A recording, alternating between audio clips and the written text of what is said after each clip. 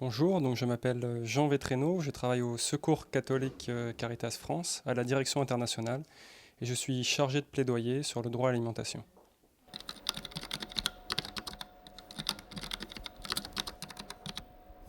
En fait, aujourd'hui, comme ça a été très fermement documenté depuis une dizaine d'années maintenant, les changements climatiques sont une menace directe pour la réalisation des droits de l'homme dans le monde.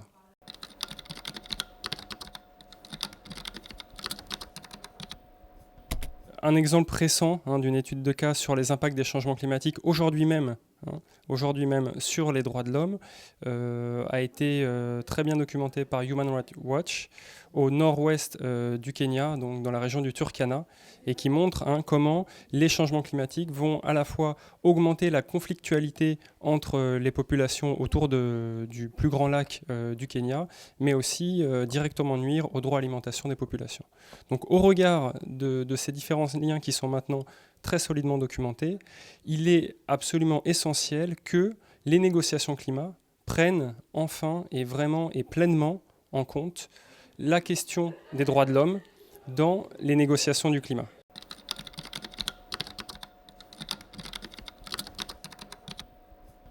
On a d'abord le texte de l'accord qui a été négocié très très âprement là, pendant toute l'année dans différents moments de session de négociation.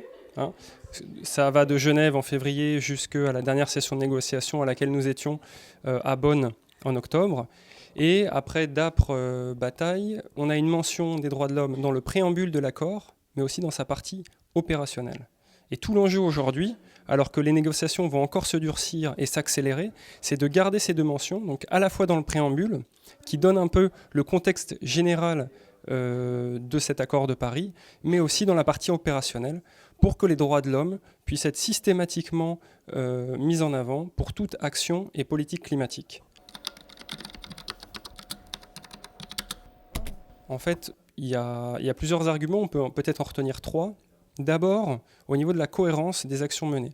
Si on se réfère au droit international et aux droits de l'homme, ça donnera une cohérence globale à cet accord, mais ça permettra aussi aux travaux des différents corps des Nations Unies, parce qu'à côté de la CNUC, il y a d'autres corps qui travaillent sur ces questions, d'avoir une cohérence globale. Donc ça, c'est le premier point. Le second point, ça va être de finalement renforcer les actions menées en matière de lutte contre les changements climatiques, parce que évidemment, si vous œuvrez dans le cadre du droit, en consultant les populations locales, en les associant aux prises de décision, eh bien, vos politiques climatiques elles seront beaucoup plus acceptées et beaucoup plus solides. Donc ça, c'est un enjeu, il y a un enjeu d'efficacité très très fort. Le dernier point, c'est qu'on parle souvent des populations vulnérables et des populations les plus pauvres. Elles ne sont quasiment jamais vraiment prises en compte dans les politiques et actions climatiques. Eh bien, ancrer toute action climatique dans les droits de l'homme, ça permettra à cette population d'être pleinement prise en compte et de lutter contre les différentes formes d'exclusion ou de discrimination qui existent aujourd'hui.